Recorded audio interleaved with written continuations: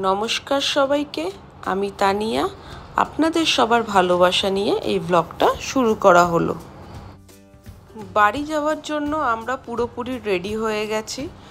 দার্জিলিংয়ে একদিন মোটে ছিলাম।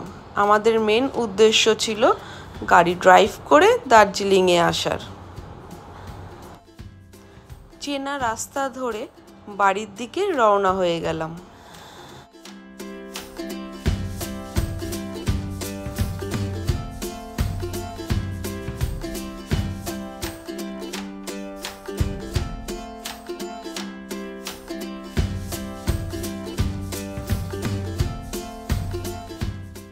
বাড়ি ফেরার সময় আর টয় ট্রেনের কোনো সন্ধান পেলাম না।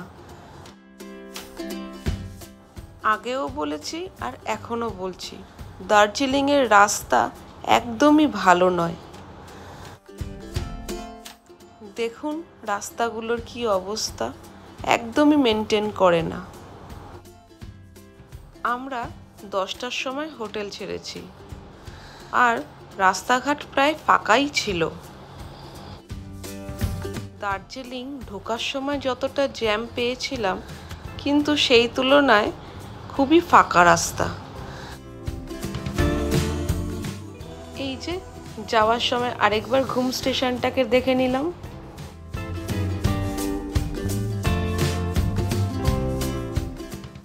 ট্রেন হয়তো দেখতে পাইনি, কিন্তু ট্রেনের আওয়াজটা ঠিক কানে এসছে আমাদের। স্টেশনের দিকে অনেকবার ঘুরে দেখার চেষ্টা করলাম ট্রেন আছে নাকি, কিন্তু দেখতে পেলাম না।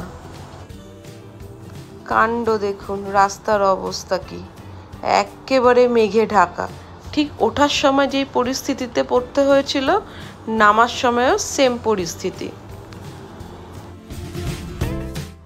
আর কি, গাড়ির লাইটটাকে আবার জ্বালাতে হলো আমাদের। এই মেঘে হর্ন আর লাইট জ্বালানোটা একদম খুবই দরকার।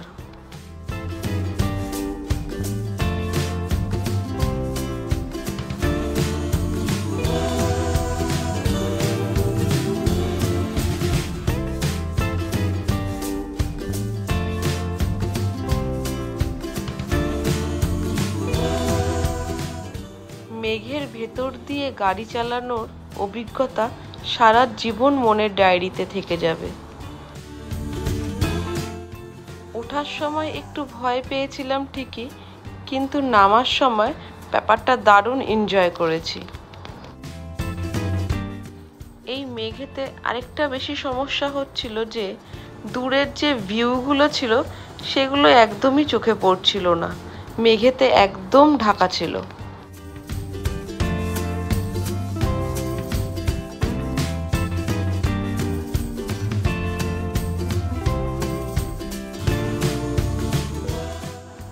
আমরা অনেকটা রাস্তা নিচে নেমে এসেছি।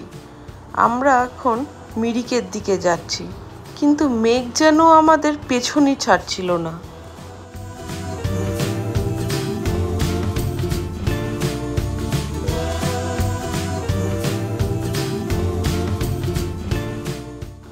এইদিকে হালকা একটু জ্যামও পেয়েছি আমরা।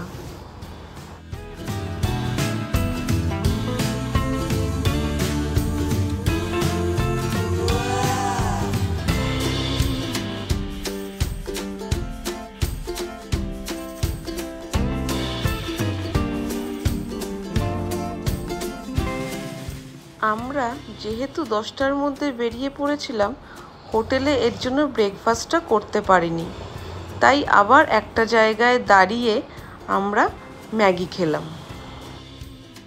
ম্যাগিটা কিন্তু এরা খুব সুন্দরই বানায়। আর আমার ম্যাগিটায় হালকা একটু নুন বেশি দিয়ে ফেলেছিল।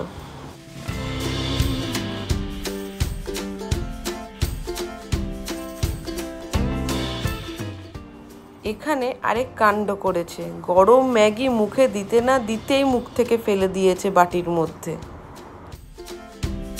বেচারার এত খিদে পেয়েছিল যে বুঝতে পারিনি ম্যাগিটা এতটা গরম ছিল।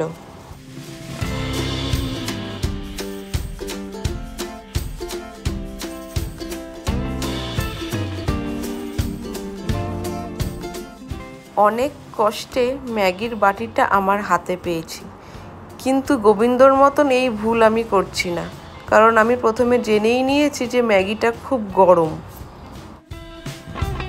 কেমন হবে ম্যাগিটা খেতে, এর জন্য আমরা একটা বাটি অর্ডার দিয়েছিলাম, কিন্তু ম্যাগিটা খেতে সত্যিই খুব ভালো ছিল। কোথাও বেড়াতে গেলে দিন, তারিখ, বার সবই ভুলে যাই। এই দুটি বাচ্চাকে দেখে মনে পড়ল আজকে তো দোল। বাচ্চা দুটোকে সাইডে দাঁড় করিয়ে বললাম, এই সাইকেলটা দে তো, আমি একটু চালাবো। ওরা সঙ্গে সঙ্গে সাইকেলটা দিয়েও দিল। এরপর আমরা বেশিক্ষণ আর এখানে দাঁড়ালাম না, আমরা গাড়ি নিয়ে রওনা হলাম মিরিকের দিকে। আর রাস্তায় দেখি প্রায় সব লোক রং খেলছে, দেখে খুব ভালো লাগলো। খুব কলকাতার কথা মনে পড়ছিল, কখনোই দোলেতে কলকাতা ছেড়ে আমরা কোথাও যাইনি। মিরিকের দিকে যাওয়ার পথে আমরা মেঘ আর পাইনি, তার জন্য সৌন্দর্যটাও আমাদের মন ভরিয়ে তুলেছিল। আজকের ব্লগটা এখানেই শেষ করলাম, আবার নতুন কোনো ব্লগে আপনাদের সাথে দেখা হবে।